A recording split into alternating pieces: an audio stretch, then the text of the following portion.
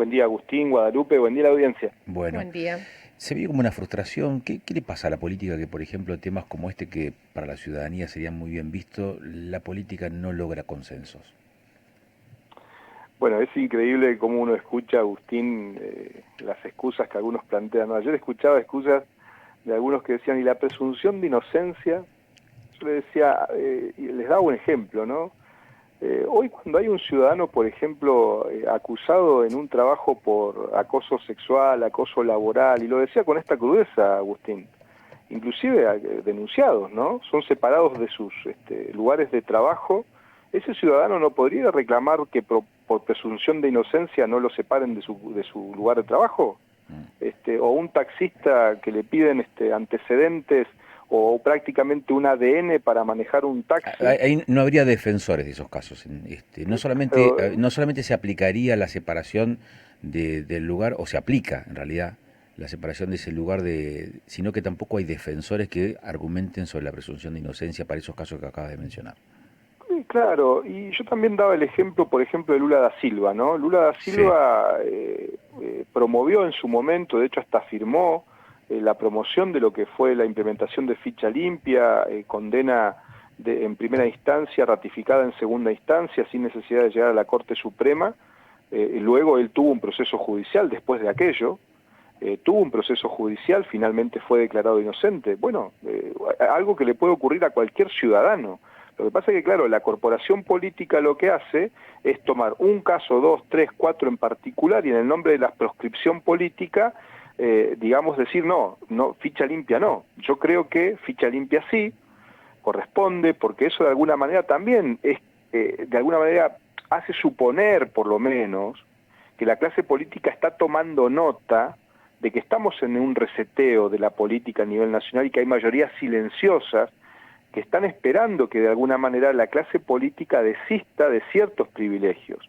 Y yo con esto no estoy diciendo, bueno, Osvaldo Giancafilo se ha transformado de un día para el otro en un defensor de las buenas prácticas políticas y de la política saludable a nivel nacional y quiere cambiar el sistema político argentino, no.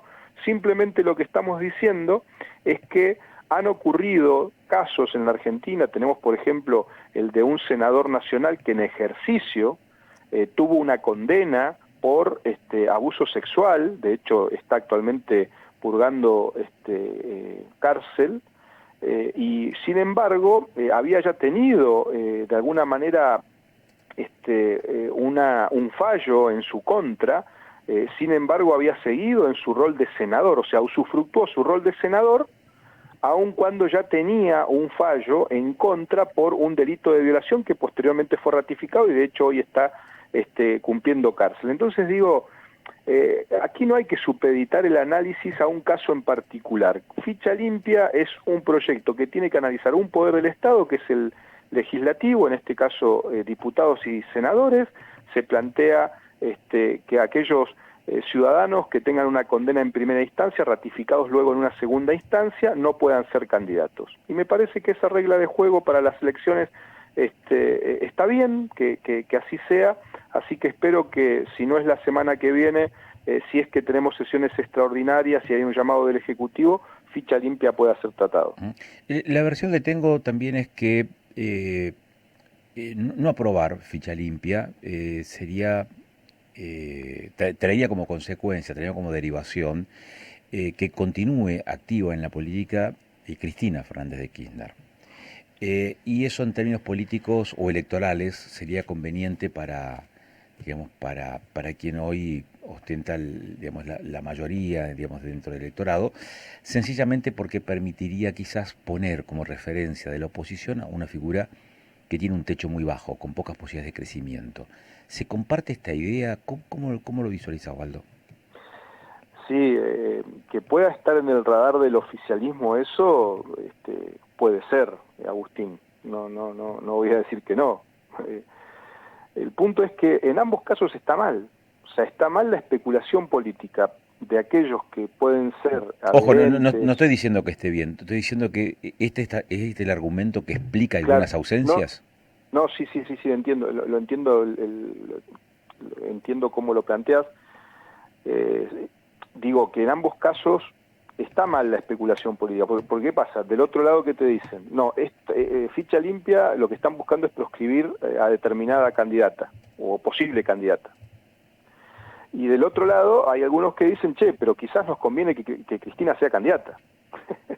Entonces ficha limpia no le permitiría en la instancia judicial en la que está hoy ser candidata. Entonces digo, está mal de los dos lados, porque en realidad ficha limpia tiene un fundamento que es para un sinnúmero de delitos, no solamente el de corrupción, el de malversación de fondos o el de administración fraudulenta. También, por ejemplo, está para aquellos que tienen condena por abusos sexuales o por abusos a menores, digamos, delitos de narcotráfico. O sea, digo, aquí lo que busca concretamente ficha limpia es poder fijar reglas de juego, una más, en las condiciones que tiene que tener una persona para poder ser candidato. Pero sí, está claro que están esas especulaciones, Agustín, como vos bien mencionás, de un lado y del otro. Yo creo que es un error, creo que estamos teniendo en cuenta boleta única a papel, por ejemplo, que se ha sancionado, que es un paso también adelante, sumado también al proyecto del oficialismo respecto de la posibilidad de eliminar las PASO, por ejemplo. O sea, me parece que es un combo bastante interesante como para poder analizar y finalmente sancionar. Boleta única, ficha limpia y por qué no también la eliminación de las primarias abiertas, simultáneas y obligatorias que generan un gasto de más o menos 50 millones de dólares cada vez que se hacen. Claro.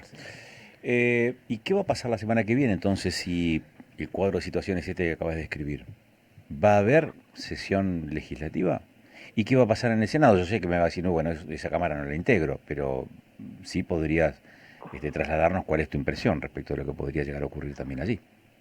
Mira, estamos analizando la posibilidad de hacer una convocatoria para la semana que viene a sesión especial para tratar nuevamente el temario de ayer. Ayer también estaba reincidencia y reiterancia. Hay delitos que muchos ciudadanos cometen por segunda vez, por ejemplo, por tercera, y la idea es aumentar las penas para reincidencia o reiterancia de esos delitos. Creo que es un tema también importante. O sea, retomar esa agenda que ayer quedó inconclusa porque faltó un diputado, ¿no?, para tener el quórum. También está dando vuelta algo de presupuesto.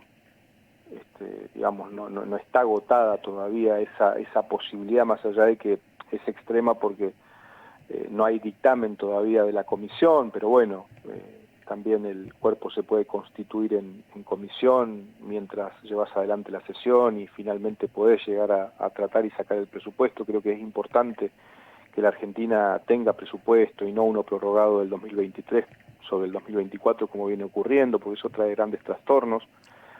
Pero bueno, si eso no se da, también hay alguna posibilidad de estirar el periodo de sesiones ordinarias, porque si bien nosotros finalizaríamos la actividad legislativa ahora a fines de noviembre, existe ahí un tecnicismo reglamentario de la Cámara que sin necesidad de convocar a extraordinarias se pueda permitir la extensión del periodo de sesiones ordinarias hasta el 20 de diciembre, por ejemplo. Pero también allí en el mundo de las especulaciones, debo ser honesto, el oficialismo cree que quizás la oposición pueda incorporarle alguna que otra sesión especial sobre algún que otro tema que no sea cómodo para el oficialismo, ¿no? Pero si vos me preguntás desde el punto de vista legislativo, posibilidades de tratar los temas en estos próximos días hay. Entiendo. Sí, Guadalupe. Sí, Osvaldo, ¿cómo estás? Nos estaba llegando un mensaje justamente de un oyente. Acá dice, hola, ¿le pueden pasar mi saludo al diputado nacional Osvaldo Giancafilo? Lo felicito por su parte y está muy bien que pueda mostrar ficha limpia. Soy Lucía Gómez. Gracias, Osvaldo, por representarnos a los neuquinos. Abrazos. Bueno, gracias, Lucía. A ver, yo insisto en esto que decía antes, ¿no?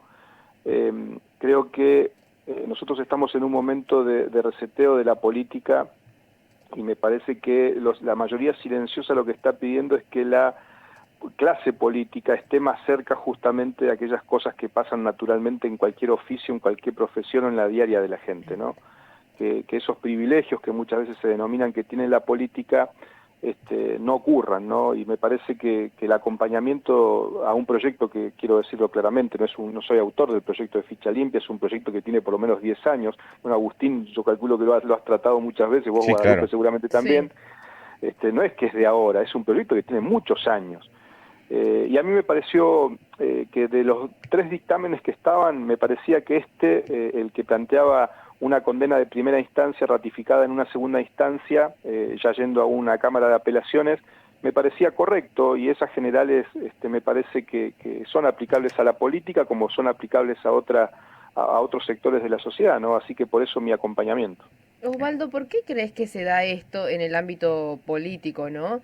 Esto que vos justamente lo decís, que es algo tan común en el ciudadano que los antecedentes penales antes de entrar a un trabajo te lo piden, o por ejemplo también, que en su momento se habló lo que es el psicofísico, que antes de entrar al trabajo también te lo piden. ¿Por qué del lado político queda como esto de lado o eximido? Por los privilegios y la distancia que por ahí a lo largo de los años la política se ha ido alejando. Siempre el Poder Judicial, el Poder Ejecutivo, el Poder Legislativo va a tener seguramente algunas ventajas sobre lo que es en la comparación con otros oficios o con otras profesiones. Sí, naturalmente, quienes tenemos una carga de representación, también tenemos responsabilidades importantes, porque estás definiendo ni más ni menos, en el caso del Poder Legislativo, las reglas de juego que constituyen a un país, ¿no? Eso es lo que hace que tengas una exigencia del análisis de cada tema, de cada cosa que estás llevando adelante, porque tenés sobre tus espaldas la responsabilidad ni más ni menos que representar al pueblo. Lo dice la Constitución, ¿no? El pueblo no gobierna si no lo es a través de sus representantes. Entonces, creo que la clase política tenemos que empezar a entender que por ahí hay algunos privilegios absurdos. Y por ejemplo, para mí uno es que vos para ser candidato, como ocurre en otros oficios, haya cuestiones por respetar. Entre ellas está esta. Por eso yo digo, si vos planteás que la clase política, en el nombre de la presunción de inocencia, tenés que esperar que un fallo sea ratificado por la Corte Suprema de Justicia, conociendo los tiempos de la Corte Suprema de Justicia, La Corte conociendo no los tiene tiempos... tiempo, la Corte. No está Exactamente, emplazada.